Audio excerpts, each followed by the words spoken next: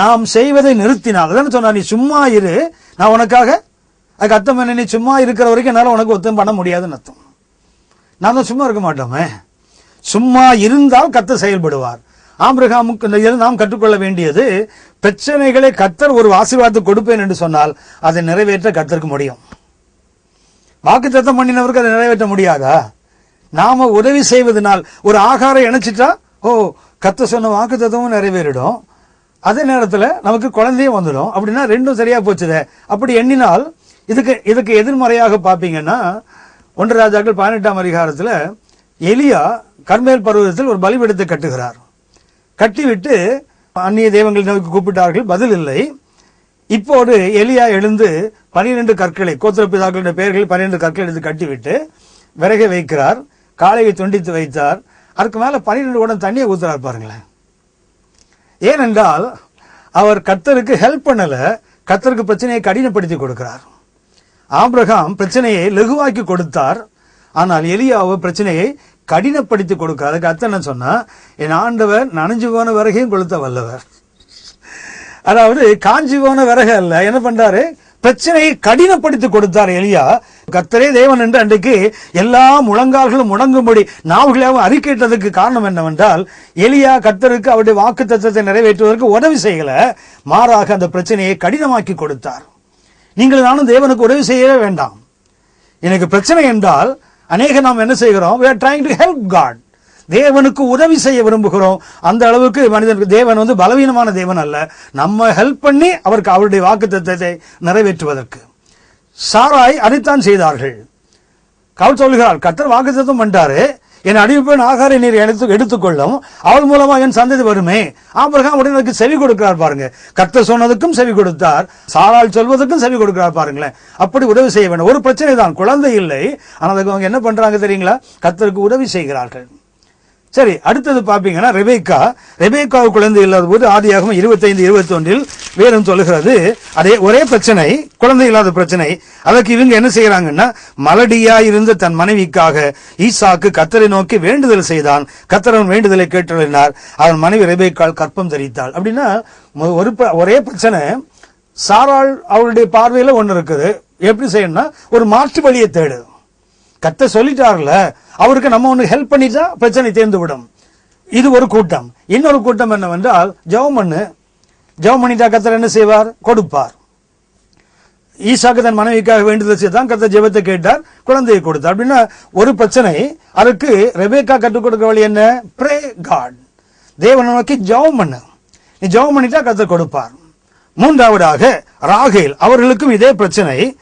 அந்த ராகேல் அந்த பிரச்சனையை சந்தித்த விடம் ஆதியாகமம் 30ஆம் அதிகாரம் 1ஆம் வசனத்தை வாசிப்போமானால், அங்கே ராகேல் யாக்கோபோடு போராடுவதை பார்க்கிறோம். ராகேல் தான் யாக்கோபுக்கு பிள்ளைகளை பெறாததை கண்டு தன் சகோதரி மேல் பொறாமை கொண்டு யாக்கோபை நோக்கி, எனக்கு பிள்ளையை கொடுமை, இல்லாவிட்டால் நான் சாகிறேன். ஒரே பிரச்சனை. இங்க என்ன வருதுன்னா, தற்கொலையின் ஆவி வருது பாருங்க. என்ன சொல்ற, மிரட்டுறா. ராகேல் செய்வதென்ன, தன் கணவன் யாக்கோபை மிரட்டுகிறார்கள்.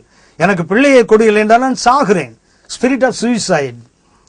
இது ஒரு சில ஒரே பிரச்சனை தான். ஆனா அவங்களுடைய ராகேலின் வழி என்னன்னு சண்டை போடு. இல்லை என்றால் 3ஆம் வசனத்தை பார்த்தீங்கன்னா, தன்னுடைய வேலைக்காரையாக பில்காலை அவளுக்கு கொடுக்குறாங்க. ஒரு மாற்று வழியை தான் அவளும் தேடுறாங்க. ஒன்று பிள்ளையை கொடு, சாகிறேன். யாக்கோபு சொல்றார், நானா நிறுத்தி வைத்திருக்கேன், கர்த்தர் அல்லவா. உடனே இவங்க பார்த்தாங்க, சரி அப்ப என்ன செய்வான், என் வேலைக்கார பெண்ணை எடுத்துக்கொள், பில்காலை எடுத்துக்கொள். சரி, அதோடு அவர்கள் திருப்தி அடைந்தவில்லை. தொடர்ந்து பாத்தீங்கன்னா 14ஆம் வசனத்தில் ஆதியாகமம் 30:14 தன்னுடைய சகோதரியினுடைய அந்த தூதாயும் கனிக்காக சண்டை போடுறா போயிட்டு. இதற்கு எப்படியாகிலும் பிள்ளை வேண்டும். ஒரே பிரச்சனை. அந்த ராகேல் என்ன பண்றாங்கன்னா, ஒன்று கணவனோடு போராடுகிறாள், வேலைக்காரியை மனைவியாக கொடுக்கிறாள். மூன்றாவது தன் சகோதரியோடு போய் வெட்கத்தை விட்டு போய் கேட்கிறாள், அந்த தூதாயும் கனிகளை எனக்கு கொடு. அப்படியானால் ஒரு பிரச்சனைக்கு ராகேல் சந்திக்கின்ற வழி வேற. அன்னாளை பார்ப்பீர்களானால் 1 சாமுவேல் 1ஆம் அதிகாரம் 7ஆம் வசனத்தில் வாசிக்கிறோம், அன்னாள் அவளுக்கும் அதே பிரச்சனை, பிள்ளை இல்லாது இருக்கிறார்கள். அவங்க செய்தது என்ன சொன்னா, அவங்க அழுவாங்க, கணவன் எல்கானையா அழ வைப்பாங்க. இது பிரச்சனையை சந்திக்கின்ற இன்னொரு விதம். அவள் அழுவது மாத்திரமல்ல, அதுவும் பாத்தீங்கன்னா ஆலயத்துக்கு போகும்போது நல்ல நாட்கள்ல விசேஷித்த நாட்கள் என்ன பண்ணுவான், அவளும் அழுவா, மற்றவங்களே அழ வைப்பா. இது ஒரு விதம், பிரச்சனையை சந்திப்பதில் ஒரு விதம். ஆனால் நியாயாதிபதிகள் 13ஆம் அதிகாரத்தில் சிம்சோனுடைய தாய் தகப்பனை பார்க்கிறோம். நியாயாதிபதிகள் 13ஆம் அதிகாரம் 3ஆம் வசனத்தை வாசித்து பார்ப்போமானால், கர்த்தருடைய தூதன் அந்த ஸ்திரீக்கு தரிசனமாகி. நல்ல கவனியுங்கள், சாராள் ஒரு பரிசுத்தவாட்டி, விசுவாசிகளுக்கெல்லாம் தாய். அவர்கள் அந்த பிரச்சனையை ஒரே பிரச்சனை தான் அவங்க சந்திக்கிற விதம், go for an alternate way, ஒரு மாற்று வழியை கண்டுபிடி. ரெபெக்காவை கேட்டால் கர்த்தரை நோக்கி ஜெபம் பண்ணு, ராகேலை கேட்டால் சண்டை போடு, போராடி எதையாயிலும் பண்ணு, அன்னாளை கேட்டால் அழு புலம்பு, ஏதாவது ஒண்ணு பண்ணு. ஆனால் இந்த சிம்சோனுடைய தாய் அவர்களுக்கு மிக அற்புதமாக சொல்லுகிறது. 2ஆம் வசனத்தில் வாசிக்கிறோம், நியாயாதிபதிகள் 13:2, அவன் மனைவி பிள்ளை பெறாத மலடியாய் இருந்தாள். அவள் எப்படி இருந்தான்னா பிள்ளை பெறாத மலடியாய் இருந்தாள். அடுத்த வசனம் வாசிக்கிறோம், கர்த்தருடைய தூதனானவர் அந்த ஸ்திரீக்கு தரிசனமாகி. அதாவது இந்த பெண் தூதனை நோக்கி ஓடல, இந்த பெண் கர்த்தரை நோக்கி போராடல, ஆனால் பரலோகம் அவளை தேடி வருது. காரணம் என்னவென்றால், she was minding her own business. அவங்க வேலையை அவங்க பார்த்துட்டு இருந்தாங்க. மறுபடியும் பார்ப்பீர்களானால் நியாயாதிபதிகள் 13:9 பார்த்தா, தேவன் மனோவாவின் சத்தத்துக்கு செவி கொடுத்தார், அந்த ஸ்திரீ வெளியில் இருக்கும்போது திரும்பவும் அவளிடத்தில் வந்தார். அப்படின்னா ஒரு முறை அல்ல, 2 முறை தேவனுடைய தூதனானவர் வருகிறார். அந்த 2 முறையும் பார்த்தீங்கன்னு சொன்னா இந்த பெண் எதையும் செய்யல. ஆனால் அவங்க என்ன செய்யறாங்க, அவர்களுடைய கடமையை ஒழுங்காக செய்துட்டு இருக்காங்க. இதைத்தான் நீங்கள் நானும் உபத்திரவங்களை பற்றி புரிந்து கொள்ள வேண்டும். உபத்திரவங்கள் வரும்போது நமக்கு தெரிய வேண்டிய தெளிவு என்னவென்றால், நான் செயல்படுவதனால் இது நடப்பதல்ல, நான் என்னுடைய வேலையை செய்யணும், என்னுடைய கடமைகளை சரியாய் செய்தால் பரலோகம் என்னை தேடி வந்து என்னை சந்திக்கும். அதைத்தான் நம்ம இந்த பிரச்சனைகள் கற்றுக்கொள்ளணும். ஒரே பிரச்சனையை சாராள் சந்திக்கின்ற அனுபவம் ஒன்று இருக்குது, ரெபெக்கா சந்திப்பது ஒன்று, ராகேல் சந்திப்பது ஒன்று, அன்னாள் சந்திப்பது ஒன்று. ஆனால் சிம்சோனுடைய தாய் சந்திப்பது முற்றிலும் வித்தியாசமான விஷயம். அவர்கள் எதையும் போராடல, மாறாக தங்களுடைய கடமையை சரியாக செய்து கொண்டிருந்தார்கள். யூதர்களுடைய பாரம்பரியத்தின்படி சிம்சோனுடைய தாய் அல்லது மனோவாவுடைய மனைவி, அவளுடைய பேர் அத்சலல் போனி என்று சொல்லுகிறார்கள். வேதத்தில் 1 நாளாகவும் 4ஆம் அதிகாரம் 3ஆம் வசனத்தில் அத்சலல் போனி என்ற ஒரு பெயர் இருக்குது. அந்த பெயர் சிம்சோனுடைய தாய் அல்ல அது, ஆனால் அந்த பெயர் தான் இந்த சிம்சோனுடைய தாய்க்கு பெயர் என்று இவருடைய பாரம்பரியம் சொல்லுகிறது. அத்சலல் போனி என்றால் மிக அற்புதமான ஒரு அர்த்தம், அவரது நிழல் என் மேல் விழுகிறது. அத்சலல் போனி என்றால் ஒருவேளை அந்த பாரம்பரியத்தின்படி சொன்ன பெயர் உண்மையாக இருக்குமானால் இந்த பெண்ணினுடைய பெயர் மிக அற்புதமான பெயர். அதாவது அவரது நிழல் என் மேல் விழுகிறது. அவரது நிழல் இவர் மேல் விழுந்தால் கண்டிப்பா அவள் போராடுகிற ஆளா இருக்க மாட்டா, அவள் செய்ய வேண்டிய கடமைகளை சரியாக செய்வார்கள். உன்னத பாட்டு 2ஆம் அதிகாரம் 3ஆம் வசனத்தை வாசிப்பீர்களானால், காட்டு மரங்களுக்குள்ளே கிச்சிலி மரம் எப்படி இருக்கிறதோ அப்படியே குமாரருக்குள்ளே நேசர் இருக்கிறார், அதன் நிழலில் வாஞ்சையாய் உட்காருகிறேன், அதன் கனி என் வாய்க்கு மதுரமாய் இருக்கிறது. அப்படியானால் அவரது நிழலில் உட்கார்ந்தார் அவருடைய மதுரமான கனிகளை பெற்றுக்கொள்ள முடியும். அதைத்தான் அவருடைய நிழலில் வாஞ்சையாய் இருக்கிற ஒரு பெண்.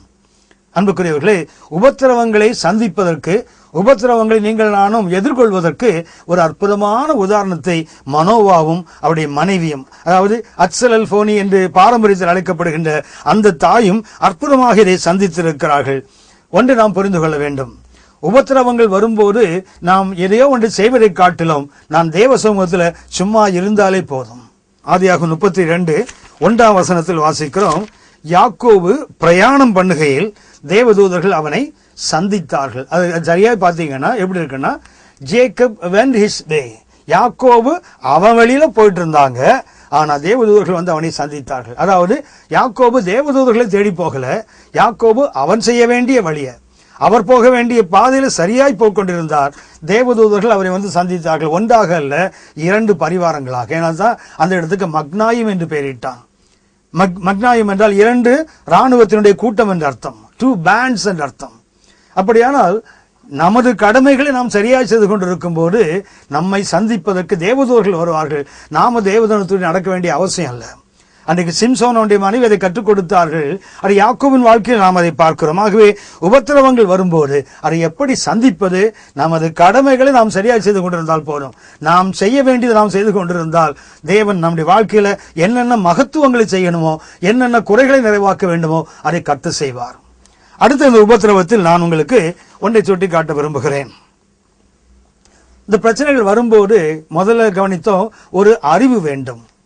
இரண்டாவது ஒரு தெளிவு வேண்டும். பிரச்சனை வந்தால் நாம் பரலோகத்திற்கு ஓட வேண்டாம், பரலோக நன்றி ஓடி வர காத்திருக்கிறது. எப்போதென்றால் என்னுடைய கடமைகளை, எனக்கு தேவன் நியமித்த காரியங்களை தேவ சித்தத்தின்படி நான் செய்து கொண்டிருந்தால் பரலோகம் என்னை தேடி வந்து என் தேவைகளை சந்திக்கும். மூன்றாவதாக இந்த பிரச்சனைகளை எப்படி சந்திப்பது, ஆங்கிலத்தில் சொன்னால் how to face the problem. பிரச்சனைகள் நமது வாழ்க்கையில வந்தா நாம் அதை எப்படி சந்திக்க வேண்டும், அதுதான் இந்த செய்தியினுடைய மைய கருத்தாக நான் வைக்கிறேன். இதற்கு நம்ம ஆண்டவராகிய இயேசு நமக்கு ஒரு நல்ல மாதிரியை வைத்து போயிருக்கிறார். 1 பேதுரு 2ஆம் அதிகாரம் 21ஆம் வசனம் நமக்கு ஒரு தெளிவை கொடுக்கிறது. அதாவது இந்த உபத்திரவங்களை நாம் எப்படி சந்திக்க வேண்டும் என்று. 20ஆம் வசனத்தில் 1 பேதுரு 2ஆம் அதிகாரம் 20ஆம் வசனத்திலிருந்து வாசிக்கிறேன். நீங்கள் குற்றம் செய்து அடிக்கப்படும் போது பொறுமையோடு சகித்தால் அதனால் என்ன கீர்த்தி உண்டு? நீங்கள் நன்மை செய்து பாடுபடும் போது பொறுமையோடு சகித்தால் அதுவே தேவனுக்கு முன்பாக பிரீதியாக இருக்கும், அதுவே தேவனுக்கு பிரியமானது. அடுத்த வசனம் சொல்லுகிறது, 21ஆம் வசனம், இதற்காக நீங்கள் அழைக்கப்பட்டும் இருக்கிறீர்கள். நாம் அழைக்கப்பட்டது எதற்கு? நன்மை செய்து பாடுகள் அனுபவிப்பதற்கு, நன்மைகள் செய்து உபத்திரவப்படுவதற்கு தான் நாம் அழைக்கப்பட்டிருக்கோம். It is our calling. இதுதான் நம்முடைய அழைப்பு.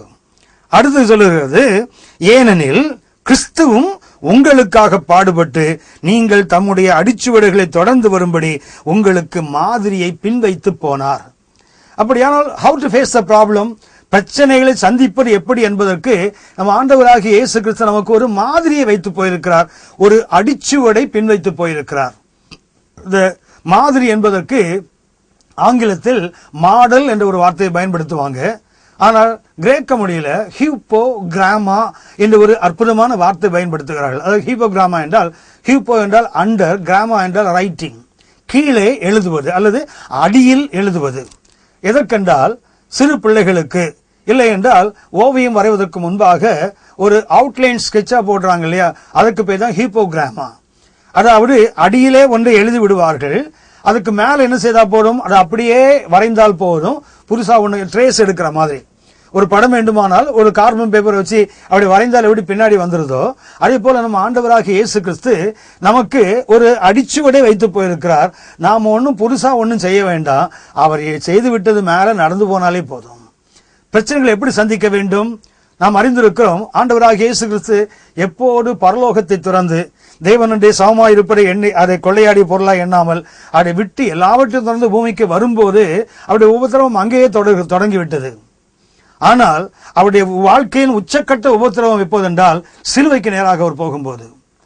அவர் சிலுவையை சந்திப்பதற்கு முன்பாக தன்னை எப்படி ஆயத்தப்படுத்திக் கொண்டார் அல்லது சிலுவையை எப்படி சந்தித்தார் என்று நமக்கு ஒரு அடிச்சுவடை வைத்து போயிருக்கிறார். அந்த அடிச்சுவடை பின்பற்றி போனால் நமது வாழ்க்கையின் பிரச்சனைகளை சந்திப்பது நமக்கு லகுவான ஒன்று. How to face the problem? Jesus has set a model for us. இயேசு நமக்காக ஒரு அடிச்சுவடை விட்டு போயிருக்கிறார். நாம் அதை பின்பற்றி போனாலே போதும். இயேசு நமக்கு வைத்து போயிருக்கிற அந்த அடிச்சுவடைகளை நான் உங்களுக்கு சுட்டி காட்டுகிறேன். இதற்கு அடிப்படையாக யோவான் 18ஆம் அதிகாரம் 1 முதல் 11 வசனங்களை நாம் எடுத்துக்கொள்வோம். இயேசுவின் வாழ்க்கையில் உச்சக்கட்ட பிரச்சனை அது சிலுவைதான். அந்த சிலுவையை இயேசு எப்படி சந்தித்தார்? முதலாவதாக ஒரு கருத்து, இதில் இந்த யோவான் 18:1 முதல் 11 வரை உள்ள 5 கருத்துக்களை நமக்கு ஆவியானவர் மிக தெளிவாக எழுதி வைத்திருக்கிறார். முதலாவது கருத்து, பிரச்சனைகளை எப்படி சந்திக்க வேண்டும். யோவான் 18ஆம் அதிகாரம் 1-2 வசனங்களில் வாசிக்கிறோம். ஜெபித்து பிரச்சனைகளை சந்திக்க வேண்டும். Pray and face the problem. பிரச்சனைகளை சந்திக்க வேண்டுமானால் முதல்ல ஜெபிக்க கற்றுக்கொள்ள வேண்டும். பிரச்சனை முதலில் சொன்னது போல உபத்திரவங்கள் இல்லாத மனித வாழ்க்கை இல்லை. அவர்களுடைய நிலைக்கு ஏற்றார் போல, அவர்களுடைய தரத்துக்கு ஏற்றார் போல பிரச்சனைகளும் இருந்து கொண்டுதான் இருக்கும். அந்த பிரச்சனைகளை எப்படி சந்திக்க வேண்டுமானால் முதல்ல ஜெபித்து பிரச்சனையை சந்திக்க வேண்டும். ஆனால் நம்மளே அநேகர் உபத்திரவங்கள் வரும்போது ஜெபிப்பதில் குறைந்து போகிறோம். அப்போதுதான் அதிகமாகணும், ஆனா நமது வாழ்க்கையில அப்போது நாம் குறைந்து போகிறோம். ஏனென்றால் இந்த உபத்திரவங்களும் பாடுகளும் என்ன செய்யும் சொன்னா ஜெபிக்க விடாது நம்மை தடுத்து விடும். பிரச்சனைகள் நம்மை மேற்கொள்வதற்கு காரணமே அதுதான். சாதாரண நேரத்தில் நன்றாக ஜெபிக்கிறவர்கள் கூட உபத்திரவங்கள் வரும்போது, உபத்திரவத்தின் தீவிரம் அவர்களை நெருக்கும் போது ஜெபிப்பதில் குறைந்து விடுகிறோம். இஸ்ரவேல் முதல் ராஜா சவுலை பற்றி பார்க்கும்போது எதிரிகள் வந்து விட்டார்கள். தேவ மனுஷன் குறித்த நேரத்தில் வரல, அவனுடைய ஜனங்களும் அவனை விட்டு ஓடிவிட்டார்கள். அப்போது அவர் சொல்லுகிறார், நீர் குறித்த நேரத்துக்கு வரல, பெலிஸ்தியர் வந்து விட்டார்கள், ஜனங்களும் என்னை விட்டு ஓடிவிட்டார்கள், நானும் ஜெபம் பண்ணல, ஆனால் துணிந்து ஆசாரியர் மாத்திரம் செலுத்த வேண்டிய அந்த பலி செலுத்துவதற்கு நான் ஆயத்தமாயிட்டேன். பலி செலுத்தேன்னு சொல்றாரு பாருங்க. அப்படின்னா பலி செலுத்த இன்றைக்கு அநேகரால் முடிகிறது, ஆனால் ஜெபிக்க முடிவதில்லை. கடைசி நாட்களுடைய அடையாளம் என்னவென்றால் 1 பேதுரு 4ஆம் அதிகாரம் 7ஆம் வசனம் சொல்லுகிறது, கடைசி நாட்களுடைய மிகச்சிறந்த ஒரு அடையாளம் அது. எல்லாவற்றுக்கும் முடிவு சமீபமாயிற்று, ஆகையால் தெளிந்த புத்தி உள்ளவர்களாயிருந்து ஜெபம் பண்ணுவதற்கு ஜாக்கிரதையாயிருங்கள். ஜாக்கிரதையாக இல்லாவிட்டால் நீங்கள் நானும் ஒழுங்காக ஜெபிக்க முடியாது, தொடர்ந்து ஜெபிக்க முடியாது. கடைசி நாட்களின் அடையாளம் ஜெபிக்க முடியாத நிலைதான். பிரச்சனைகள் வரும்போது அநேகர் சோர்ந்து போகிறார்கள். ஜெபிப்பதைத்தான் கர்த்தர் எதிர்பார்க்கிறார். வேறும் சொல்லுகிறது, ஆபத்து காலத்திலே சோர்ந்து போனால் உன் பலன் குறுகினது என்று வேறும் சொல்லுகிறது. ஜெபித்து தான் பிரச்சனையை சந்திக்க வேண்டும். நம் ஆண்டவராகிய இயேசு கிறிஸ்துவின் வாழ்க்கையில அவர் யோவான் 18:1-2 வசனங்களின்படி பார்ப்பீர்களானால், அவர் கெத்செமனேயில் ஜெபித்து விட்டுத்தான் அவர் பிரச்சனைகளை சந்தித்தார். நல்ல கவனிக்க வேண்டும். வேதத்தில் ஜெபிக்க வேண்டிய அவசியமில்லாத ஒருவர் உண்டென்றால் அது இயேசு ஒருவர் தான். ஏனென்றால் இயேசுவின் நாமத்தை தான் நாம் ஜெபிக்கிறோம். அந்த இயேசுவே ஜெபித்தார். கானாவூர் திருமணத்தில் தண்ணீரை திராட்சரசமாக மாற்றுவதற்கு இயேசு ஜெபிக்கவில்லை. அடுத்தது 5 அப்பம் 2 மீனை அநேக ஆயிரமாக பெருக்குவதற்கு இயேசு ஜெபம் பண்ணல. மரித்து 4 நாள் நாறுகின்ற லாசருவை வெளியே கொண்டு வர இயேசு ஜெபிக்கவில்லை. ஆனால் அந்த இயேசு ஜெபித்து சிலுவையை சந்திக்கிறார் என்றால் நீங்கள் நானும் சிலுவையை சந்திக்க ஜெபிக்கணுமா வேண்டாமா? Pray and face the problem. இயேசு சந்தித்த 2வது விதம் யோவான் 18ஆம் அதிகாரம் 4ஆம் வசனம், face the problem without escapism. அதாவது தப்பி போகிற ஒரு நிலை இல்லாம நாம் பிரச்சனையை சந்திப்பதற்கு கற்றுக்கொள்ள வேண்டும். இயேசு தமக்கு நேரிட போகிற எல்லாவற்றையும் அறிந்து எதிர்கொண்டு போய் அவர்களை நோக்கி யாரை தேடுகிறீர்கள் என்றார். அப்படியானால் இயேசு பிரச்சனையை கண்டு ஒளிந்து ஓடவில்லை. இயேசு பிரச்சனையை வந்தபோது எதிர்கொண்டு போய் ஜெபித்தார். இன்றைக்கு நம்மளே அநேகர் பிலாத்துவை போல யோவான் 19:10 அவர் சொன்னார், உன்னை விடுதலையாக்கவும் உன்னை சிலுவையில் அறையவும் எனக்கு அதிகாரம் உண்டு, உனக்கு தெரியுமா என்று கேட்டார். ஆனால் அவர் அதிகாரத்தை பயன்படுத்தி இயேசுவை விடுவிக்கவில்லை. மாறாக ஒரு பாத்திரத்தில் தண்ணீரை வைத்து கைகளை கழுவி கொண்டார். அதாவது அவருக்கு அதிகாரம் இருந்தும் அவர் செய்தது என்ன? அவர் கைகளை கழுவி கொண்டார். நம்ம இன்றைக்கு நாம் என்ன செய்கிறோம்?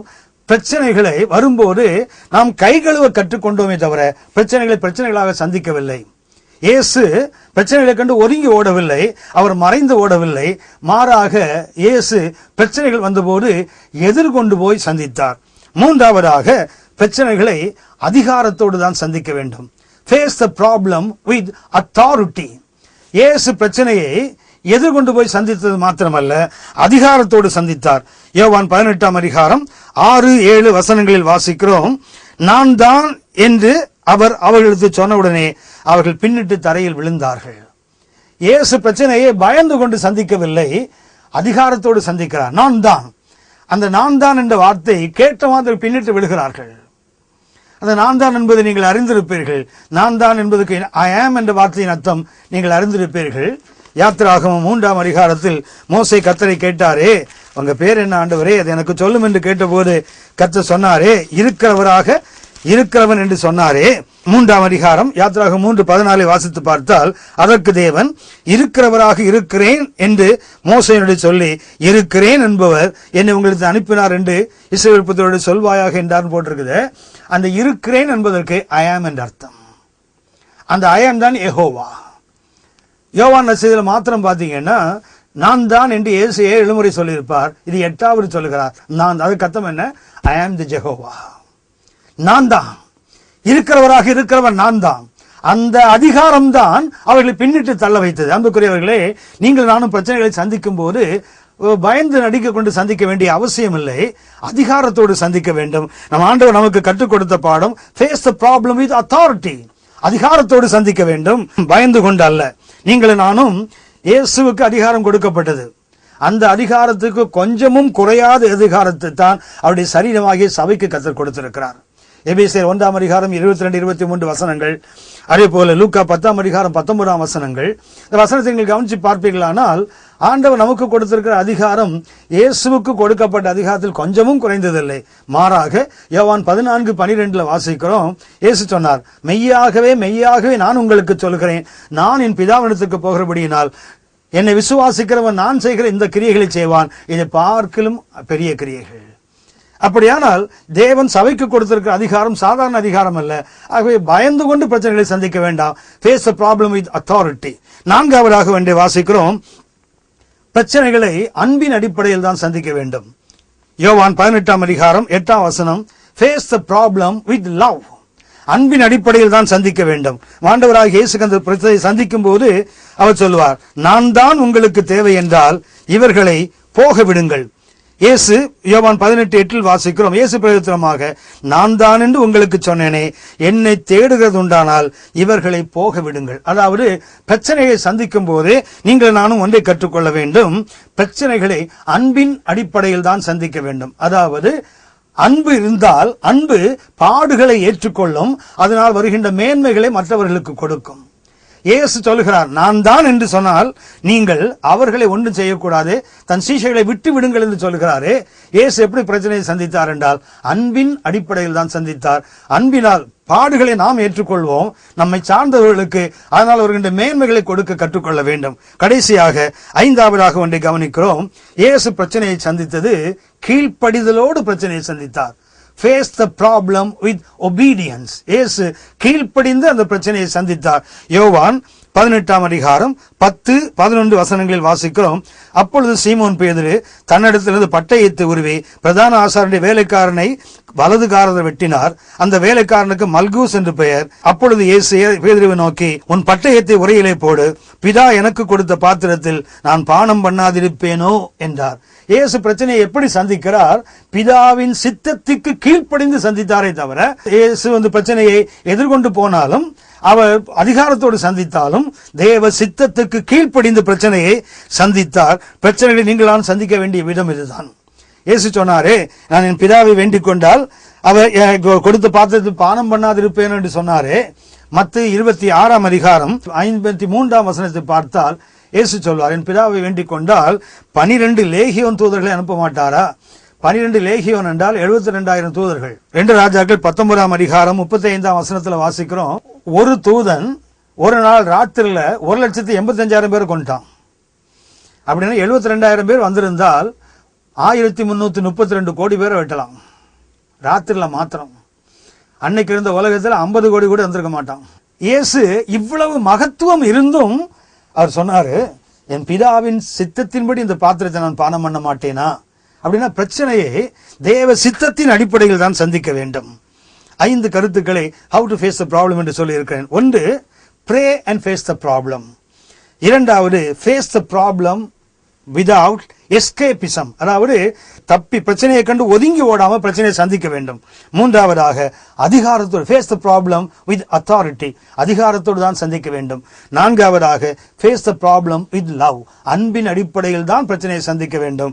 5வதாக face the problem with obedience. கர்த்தருடைய சித்தத்துக்கு கீழ்ப்படிந்து நாம் பிரச்சனைகளை சந்திக்க வேண்டும். இப்படி பிரச்சனை சந்தித்தால் கண்டிப்பாக பிரச்சனைகளை நீங்கள் நானும் மேற்கொள்ளலாம். நம் ஆண்டவராகிய இயேசுவின் வாழ்க்கையில உச்சக்கட்ட உபத்திரவம் என்றால் அது சிலுவை தான். அந்த சிலுவையை இயேசு சந்தித்து வெற்றி வீரராய் மாறியது மாத்திரமல்ல, அவரை விசுவாசிக்கிற ஒவ்வொருவரையும் அந்த வெற்றி பவனியில் பங்கு பெற வைத்திருக்கிறாரே. 2 கொரிந்தியர் 2:14 வாசிக்கிறோம். கிறிஸ்துவுக்குள் எப்பொழுதும் எங்களை வெற்றி சிறக்க பண்ணி எல்லா இடங்களிலும் அவரை அறிகிற அறிவின் வாசனை வெளிப்படுத்துகிற தேவனுக்கு ஸ்தோத்திரம் என்று வாசிக்கிறோமே. எனவே உபத்திரவங்கள் வரும்போது அல்லது வேதனைகள் பாடுகள் வரும்போது நமக்கு தேவையானது 1, இந்த பாடுகளை பற்றிய ஒரு அறிவு நமக்கு வேண்டும். 2வதாக பிரச்சனைகள் வரும்போது நாம் செயலாற்றுவதை காட்டிலும் தேவன் நம்மை குறித்த சித்தத்தை நாம் செயல்படுத்துவதுதான். பிரச்சனைகளை கொண்டு ஓடிக்கொண்டிருக்காமல் நமக்கு தேவன் நியமித்து அந்த சித்தத்தை செய்து கொண்டிருப்பது. 3வதாக ஆண்டவராகிய இயேசு நமக்கு ஒரு மாதிரியை வைத்து போயிருக்கிறார். அந்த மாதிரியை பின்பற்றி நீங்கள் நானும் வேதனைகளை சந்தித்தால் நிச்சயமாகவே இந்த வேதனைகள் ஒவ்வொன்றும் நமது வாழ்க்கையிலே சாதனையாக மாறும். நாம் ஜெபிப்போம். எங்கள் அன்பின் பரலோக பிதாவே, வேதனைகளை சாதனைகளாக மாற்றின எங்கள் பரலோக தகப்பனே, இந்த நாளுக்காய் இந்த வேலைக்காய் நாங்கள் உமக்கு நன்றி செலுத்துகிறோம். கிருபையுள்ள தகப்பனே, எங்கள் வாழ்க்கையில் நீங்கள் வேதனைகளை அனுபவிப்பது, சோதனைகளை, பாடுகள், உபத்திரவங்கள் வாழ்க்கையில் வருவது எங்களை உயர்த்துவதற்கென்ற அந்த ஒரு சிறந்த அறிவை, சிறந்த ஒரு தெளிவை நாங்கள் பெற்றுக்கொள்ள கிருபை தருவீராக. உபத்திரவங்களை நாங்கள் சந்தோஷமாய் எடுத்துக்கொள்ள, உபத்திரவத்தை நாங்கள் ஒரு தெளிந்த தரிசனம் உள்ளவர்களாய், மனத்தெளிவுள்ளவர்களாய் அதை சந்திப்பதற்கு வேண்டிய கிருபைகளை தந்து எங்கள் ஒவ்வொருவரையும் சாதனையாளர்களாக மாற்ற விரும்புகின்ற மகத்துவமான கிருபைக்காய் நன்றி செலுத்துகிறோம். மகிமை நாங்கள் உமக்கு செலுத்துகிறோம். எங்கள் ஆண்டவர் இயேசுவின் மூலம் பிதாவே, ஆமென். ஆமென்.